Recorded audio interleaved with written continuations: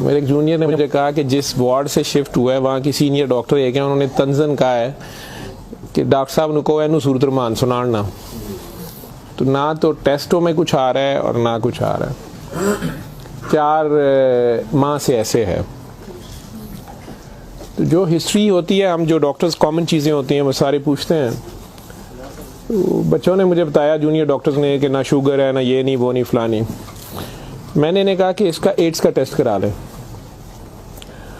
तो बच्चों ने कहा कि जी पिछले साल इसका एड्स का टेस्ट मेयो हॉस्पिटल में हुआ था, तब भी इसको इसी तरह डायरिया लगा था और वो नेगेटिव है, और लेकिन पिछले साल फिर ये डायरिया ठीक हो गया था 2-3-4 माह के बाद, फिर ये बहुत बेहतर हालत में हो गया था, लेकिन अब फिर इसको 4 माह से ये है और अब इसकी ये हालत हो गई। अब ये बेहोश था, वो खैर वेंटिलेटर पे चला गया, लेकिन मैंने फिर भी उसका एड्स का टेस्ट भेज दिया कि ये भेजो उसकी बीवी का।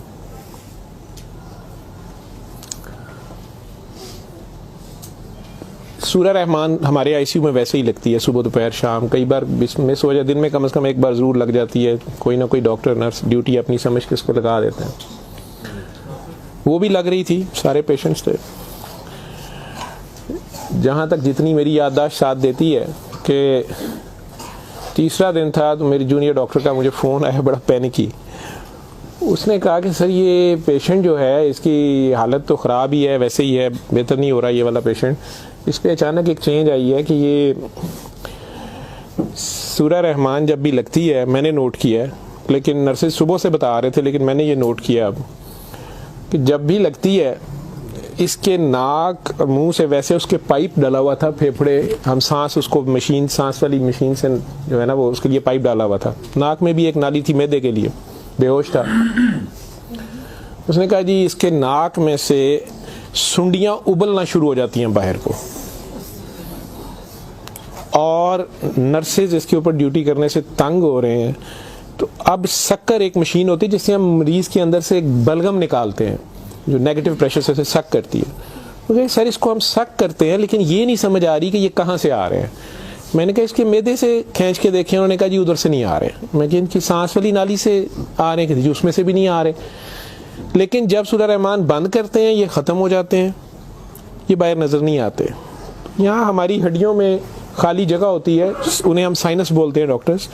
तो मैंने कहा यार फिर इसके ये साइनस से आ रहे हैं, और मेडिकली हम इसे मैगट्स इन्हें कहते हैं हम। शुगर का मरीज़ बेचारा आखिरी स्टेज पे, कई बार उसके ज़ख्म बहुत ख़राब हो जाए तो उसमें कीड़े कई बार पड़ जाते हैं इस तरह। लेकिन ये चीज़ मैंने नहीं सुनी थी, और ना ही उसकी कोई, ना वो शुगर का मरीज़ था ना कुछ और था। मैंने डॉक्टर साहब से कहा कि आप जो है ना इसका ये तो अब एंटीबायोटिक्स जा रही हैं, सारा कुछ जा रहा है, वैसे इसके एड्स के टेस्ट का पता करें वो कब तक आएगा। तो मुझे लग रहा है कि इसकी क़ुव्वत मुदाफ़ियत कोई नहीं है, और ये कीड़े इस तरह पड़ गए। अगले दिन जब मैं राउंड पे आया तो मुझे एक और कहानी पता चली। उन्होंने कहा जी कि इसकी बीवी जो है ना उसने कल रात को हमारी स्टाफ से लड़ाई की है, और वो क्रिश्चियन हमारी जो स्टाफ है नॉन मुस्लिम, शायद उन्हें बड़े गुस्से में उसने कहा कि तुम लोगों ने हमारा मरीज़ ख़राब कर दिया और कीड़े डाल दिए हैं, आप लोगों की केयर अच्छी नहीं है। थी वो बिल्कुल लोअर सोशियो इकनॉमिक स्टेटस से, पुअर, जो अनपढ़ तबका जिसे कहते हैं। तो कहती जी उसने काफ़ी शोर डाला है कि मेरा मियाँ तो बिल्कुल ठीक ठाक था, ये कीड़े आप लोगों ने 3 दिन के अंदर डाल दिए हैं। तो वो डॉक्टर साहब कहने लगे कि बड़ा अच्छी दलील दी है। जो ड्यूटी नर्स थी वो इसको कहने लगी है कि इधर आओ, बल्कि उस नर्स ने हमारी ने नोट किया कि ये सूरा रहमान जब लगती है तो ये ऐसे होता है, तो उसी ने डॉक्टर को मेंशन किया। लेकिन ये औरत शोर डाल रही थी, तो उन्होंने उसको दूसरे 2 मरीज़ों के पास ले गए जो हमारे पास 5-6 महीने से बेहोश, एक के सर में चोट थी तो उसके दिमाग ख़त्म हुआ हुआ, एक को वैसे फालिज से दिमाग ख़त्म हुआ हुआ था, तो उन्हें घर भी नहीं ले जाया जा सकता था। तो 4-6 माह से वो हमारे पास आईसीयू में है। तो उन्होंने उन्हें कहा कि ये देखो अगर कीड़े पड़ने होते तो ये 6 महीने से हमारे पास हैं, तो इनके तो ज़ख्म भी नहीं है, पीछे बेड सोर बन जाते हैं, कुछ भी है, तो आपके मरीज़ को ही हमने 3 दिन में करना था। तो इनकी कोई बीमारी ऐसी है, और हमें एड्स वाला वो जो भी उन्होंने कहा कि जो टेस्ट हमने आपको दिए हैं ना कि करा के लाएं बाहर की लेबॉर्ट्री से या कहीं अंदर से, वो हमें ला के दो जाम से रिपोर्ट है। उसने कहा जी वो काफ़ी वैसे एग्रेसिव है, तो लेकिन उसके अलावा कोई और रिश्तेदार इसका है ही नहीं है, और वो कोई चीज़ ला भी नहीं रही, दवाइयाँ भी हमने खुद अपने फंड से शुरू कर ली हैं। इसका करना क्या है। और मसला ये है कि ये जिस वक्त सूरह रहमान लगती है तो ये कीड़े इसके अब तो आंखों से भी कुछ निकले हैं, तो इसके नाक और मुंह से उबलना शुरू हो जाते हैं। लेकिन जब हम बंद करते हैं थोड़ी देर बाद वो मुंह में कहीं नज़र नहीं आते। तो हमारा ये ख्याल था कि सूरह रहमान बंद कर देते हैं। इसकी बीवी ने भी कहा कि ये तुम लोग फिर बंद करो, पता नहीं क्या तुम लोग लगाते हो। तो वो जो हमारी नॉन मुस्लिम सिस्टर थी उन्होंने उसे कहा कि मेरी बात सुनो, मुझे नहीं पता इसे क्या बीमारी है, लेकिन वो इसे प्रेयर कहती थी। उन्होंने कहा जब ये प्रेयर लगती है ना, ये कीड़े इसको छोड़ के भागते हैं, ठीक है। तो मैं तो कहती हूँ इसको 24 घंटे यही सुनाई जाओ। जब मैंने ये बातें सुनी तो खैर मैंने कहा कि इसकी बीवी को कहो कि वो रिपोर्ट का या हमें रिसीट दे दें, हम खुद अपने तौर पे पता कर लेते हैं। तो मेरे राउंड करने के बाद वो बंदी खुद ही आ गई मेरे पास।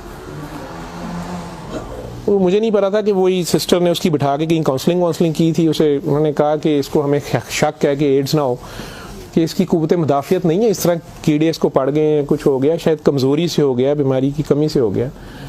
तो ये उसका हम पता करना चाह रहे हैं। अदरवाइज़ तो जो दवाइयाँ हैं वो वही रहनी है। कुछ तरह की उसने बात की, कहती कि वो डर गई है थोड़ी सी और वो कहती मैंने बड़े डॉक्टर साहब से कोई बात करनी है। बहरहाल अब मुझे जितना याद है, मैं 1 साल बड़ी सोचा इसके ऊपर कि मैं इसको बयान करूं या ना करूं लोगों के सामने। उस औरत ने बड़ी खौफनाक कहानी मुझे सुनाई। जब उसे ये डर पड़ा ना कि इसको एड्स ना हो और उसको ना एड्स लग गई हो, अब वो मुझे कहने लगी इधर कमरे में आके कि डॉक्टर साहब ये जो मेरा मियाँ है ना, ये असल में जादूगर है।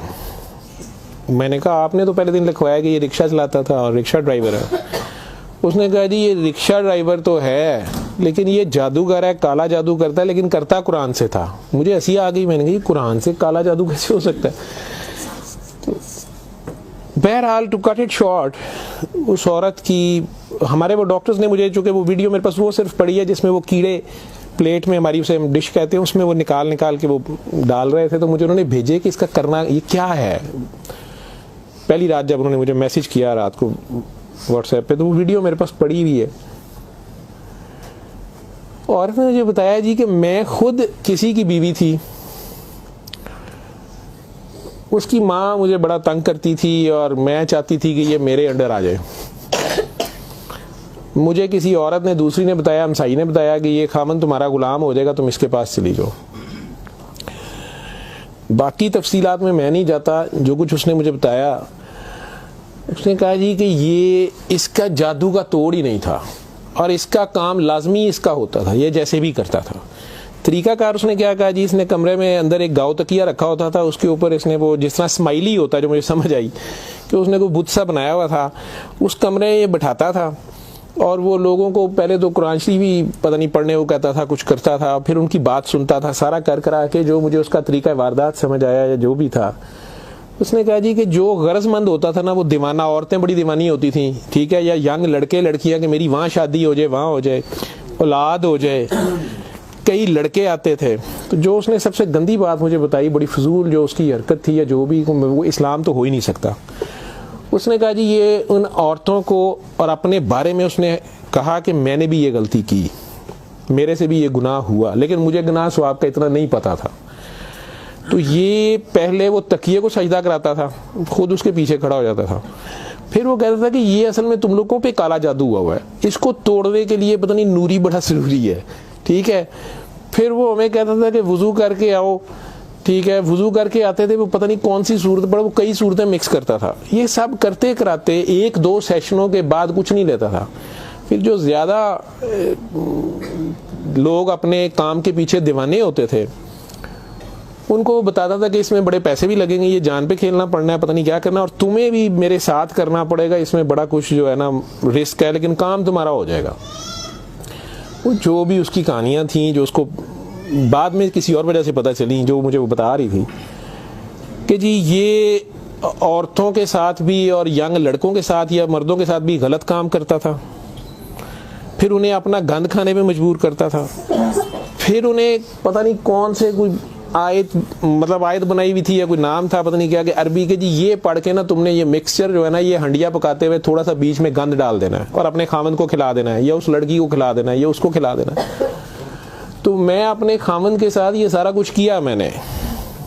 अब मुझे बताएं कि जब वो उस बंदे के साथ ही सो गई तो उसका खामन तो वो रहा ही नहीं है ना, तो ना वो मुसलमान रही है ना वो ये हरकतें सारी। अब उसके बाद बकौल इन खातून के, इस लड़की के, कि जी वो खामन जो मेरा था उसमें तो तब्दीली नहीं आई, उसने मुझे फुल मारना शुरू कर दिया और मुझे इसकी, मेरे तड़प इसकी तरफ भागती थी कि मैं इसके पास आऊँ। तो फिर मैंने इसके पास वैसे आना शुरू कर दिया कि मैंने तुम्हारे साथ शादी करनी है, मैंने उधर से तलाक लेनी है, मैंने ये करना है वो करना है। तो मैं उन्हें बताए बगैर इसके पास आ गई। इसके साथ मैं 6 माह रही। इसने कहा कि फिर ऐसे ही रहना पड़ेगा और इस सारे काम में मैं शामिल हुई। तो इसने वैसे मुझे कहा कि निकाह हो गया है हमारा, कुरान शरीफ पे इसने निकाह किया। उसने कहा हम दोनों की रजामंदी निकाह है, वो पीछे से तलाक लेके नहीं आई, ठीक है। उसके बाद इसको ये डायरिया लग गया। डायरिया लगने के बाद ये कहती है कि जी मेयो अस्पताल में जब हम थे 4 महीने हमें हो गए और बुरा हाल था इसका पिछले साल। तो ये एक दिन मुझे कहने लगा कि मैं कहता हूँ कि मैं अल्लाह से तौबा कर लूँ, अल्लाह मेरी जान बख्शी कर दे, तो मैं तौबा करूँ और मैं ना अब रिक्शा ही चला के उसमें जितनी रोटी रोजी होगी तू मेरे साथ गुजारा कर लेगी और तू भी वापस चली जा अपने खामन के पास, ठीक है। और उधर से जाके तलाक ले ना ले और ये निकाह नहीं है और जो भी उसने कहा कि जी हमने तौबा कर ली बकौल उसके जो